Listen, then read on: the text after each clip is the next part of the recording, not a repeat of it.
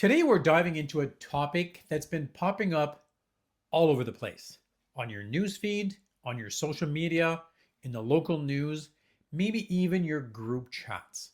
You heard that right, 50 years. That is half a century. A mortgage that lasts longer than most careers, probably longer than your favorite car brand will ever exist, except if you're driving a Jeep, and definitely longer than the average gym membership. So today we are going to slow things down, grab a coffee, and unpack exactly what all this means. Why are people now talking about it? Does a 50-year mortgage actually help affordability?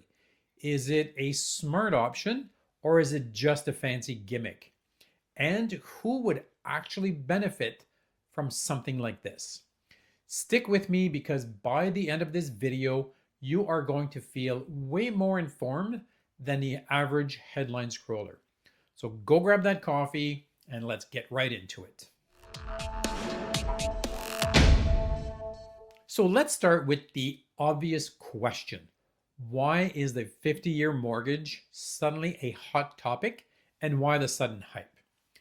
Housing is expensive, rates have climbed. For many buyers, the idea of stretching payments farther, like really far, sounds incredibly appealing. Instead of locking in for a 15 or 30-year mortgage, imagine cutting your monthly payments by extending it to 50 years. On paper, it sounds like the magic answer everyone's been waiting for. And trust me, this is exactly how ideas like this gain traction. Prices rise, affordability drops, and suddenly creative financing becomes the center of attention. We've seen it before, like interest only loans, adjustable rate mortgages, balloon payments. Some are good, some not so good. So, yes, a 50-year mortgage sounds new and shiny, but it's really just the latest idea floating around the world of affordability discussions. Let's talk about the real hook here: lower monthly payments. That's the big appeal. If you spread the cost of a home over a longer period, the payments will naturally drop. And for a lot of people who feel stretched thin, even an extra few $100s of breathing room each month can feel like a lifesaver. Let's imagine these two scenarios. Scenario one is you qualify for a $550,000 home with a 30-year mortgage.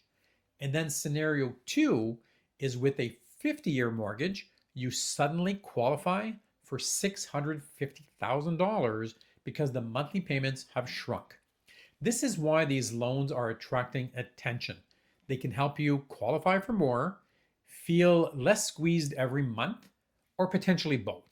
And for people who live in high-cost cities where even starter homes start with a 6, a 7, or even an 8, it might feel like the only way to participate in the real estate market. But, and you knew that was coming, monthly affordability and long-term affordability are not the same thing. Now let's talk about the hidden cost, what you really pay over the 50 years. And here's the part that headlines don't scream at you. Lower payments do not mean lower cost. If you extend a mortgage to 50 years, you're basically paying interest for an extra 20 years. That is 2 additional decades of interest accumulating while you pay down the mortgage at a glacial speed. Here are some examples that make this crystal clear.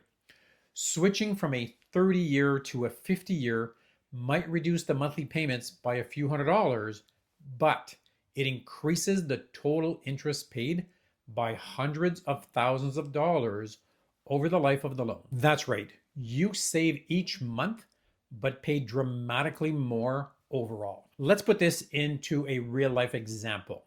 Let's say you're buying a $650,000 home. You put down $50,000 as a down payment. Your mortgage would now become around $600,000. And let's assume that your interest rate is at 3.99%.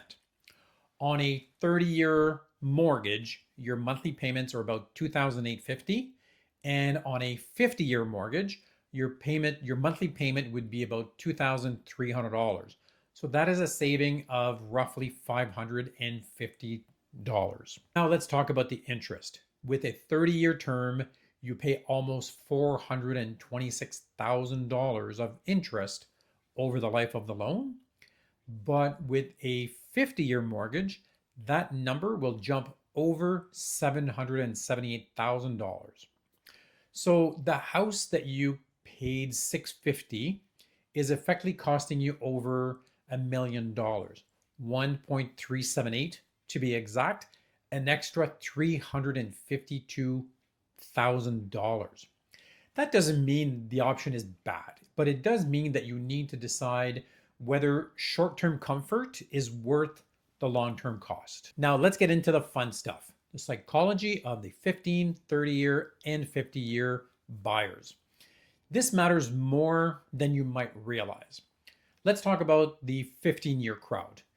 These people want their mortgage gone, finished, erased, and never to be talked about again. They like owning the home sooner.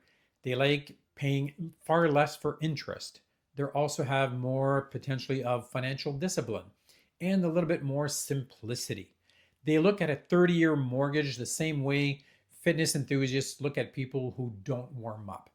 Kind of confused, but trying not to judge. Now the 30-year crowd, these buyers care more about flexible monthly payments, a comfortable budget, investing elsewhere, and avoiding cash flow stress. For them, a 15-year mortgage feels too tight or potentially too risky. They prefer some breathing room. And now let's talk about the potential 50-year crowd. This group include buyers priced out of the market, people prioritizing monthly cash flow, younger buyers who plan to refinance later, or people focused on getting into a home, not necessarily paying it off fast. To the 15-year buyers, a 50-year mortgage might look absolutely wild. To the 30-year buyers, it might seem unnecessary. To someone struggling with affordability, it might be the lifeline they've been looking for. There's no right, there's no wrong, just different comfort levels. The big question here is the monthly savings worth it?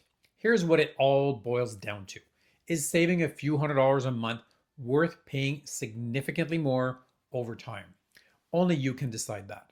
For some people, absolutely yes. They need the lower payments, they want stability, they care about monthly life affordability over the long-term totals. They also expect to refinance later anyways. For others, absolutely not. They don't like long-term debt. They don't want a mortgage that lasts until retirement. They want to minimize interest payments. The key here isn't whether the idea is good or bad, it's whether it's good for you in your current stage of life. So where could this actually make sense? There are scenarios where a 50-year mortgage could genuinely be useful. First-time buyers struggling with high prices, buyers in extremely expensive metro areas, or people whose income will grow significantly over time, buyers planning to refinance or pay extra later, or people prioritizing cash flow over long-term costs. But you should also know where it could actually backfire. If you plan to stay in the home long-term, if rates rise and refinancing isn't easy, if paying more interest really bothers you, or if the extra flexibility gets used for consumer spending instead of good financial habits. This is all about understanding your own financial psychology. What about the long-term impact on the housing market? Let's zoom out for a second. What happens if 50-year mortgages become mainstream? Well, they might actually push home prices even higher. Think about it. If buyers can suddenly afford more, sellers could potentially ask more money for their house. It's the same effect we saw when the interest rates dropped years ago. Buyers didn't suddenly need less house, they simply bought more house. So while a 50-year mortgage may help with monthly affordability, it could also push market prices upward over time. Something to keep in mind. At the end of the day, the idea of a 50-year mortgage isn't good or bad. It's simply a tool, a long-term, expensive, very stretched out tool, but a tool nonetheless. Here's what I want you to take away from this. Yes, monthly payments will be lower. No, the total cost won't be. Yes, it may improve affordability. And no, it won't magically solve the housing crisis. The best thing you can do is make sure you fully understand what you're signing up before committing to something that lasts longer than some marriages. If you made it this far, thank you for hanging out with me today. This is the kind of topic that really matters because decisions like these shape your financial future, not just for years, but literally for decades.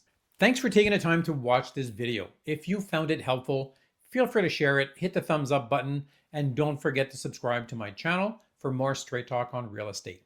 I will see you in the next video, but in the meantime, if you have any questions, make sure to give me a quick call, or you can always email me at jeanricher@jeanricher.com. Merci beaucoup et bonne journée.